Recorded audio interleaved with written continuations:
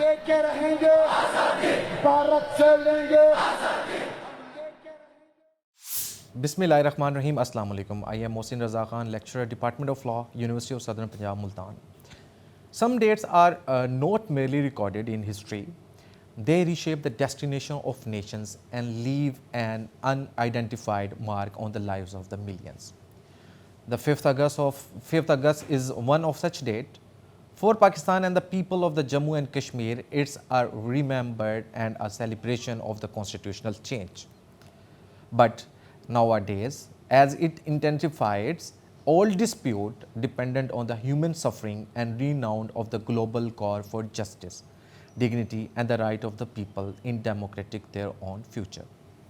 Today, I will briefly reflect on three defining developments that have profoundly influential South Asia.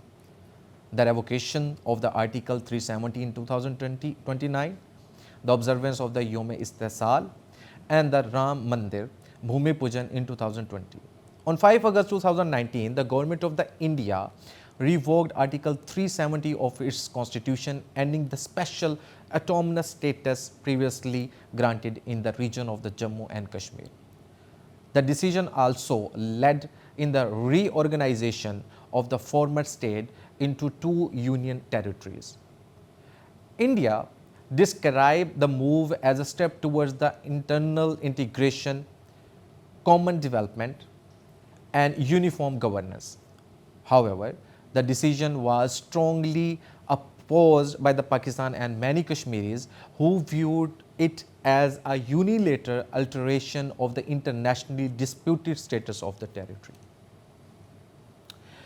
The move was accompanied by extensive security restrictions, prolonged communication, individuals' detentions of the political leaders, and limitations on the public movements. International human rights organizations expressed concerns over the impact of these measures on the civil liberties and the fundamental human rights. In response, Pakistan observed 5 August each year as Youm-e-Istehsal or Exploitation Day to express solidarity with the people of the Kashmir and to highlight what is considered the violation of their political and the human rights. For many across Pakistan and within the Kashmir communities around the world, the day symbolizes the grief, resilience, and the ongoing call for the justice and the peaceful resolution of the Kashmir dispute in accordance with the international law and relevant United Nations resolutions. Less than a year later, on 5 August 2020, another historic event unfolded in India. Prime Minister Narendra Modi performed the Bhumi Pujan or foundation laying for the as happened in the Ayodhya for the millions of the Hindus. The temple represented the fulfillment of a centuries-old aspiration following 2019 judgment of the Supreme Court of India.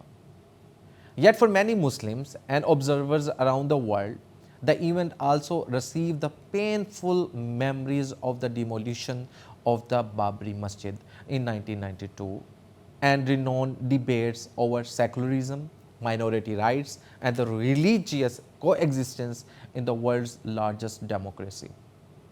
These developments are not merely domestic political events. They have shaped regional, diplomacy, influential international discourse on human rights and religious freedom, and affected the lives of the millions across the South Asia. History teaches us that peace cannot be built solely through the constitutional amendments, legal judgments, or monumental structures. It requires justice, dialogue, respect for diversity, and unwavering commitment in human dignity. As the world reflects on these defining movements, truthfully remains clear that sustainable peace in the South Asia will depend upon the victory of the one narrative over another. So, upholding the international law, protecting the fundamental rights, and peace, humanity observe politics. I firmly believe that true strength is not measured by the military power or constitutional authority alone. It is measured by a nation's commitment in justice, human dignity, and religious freedom, and also the justifying presence. The issue of the Jammu and the Kashmir, not merely a territorial dialogue or millions, it's an expression of identity, fundamental rights, and human aspirations. While political narrative may differ, the suffering of ordinary people around the world, and especially in the Jammu Kashmir, emerge a meaningful dialogue, respect for international law, and a sincere commitment in resolving the differences through the peaceful means. Pakistan has consistently maintained that the future of the Jammu and the Kashmir should be determined peacefully and in accordance with the aspiration of its people and the relevant United Nations resolutions.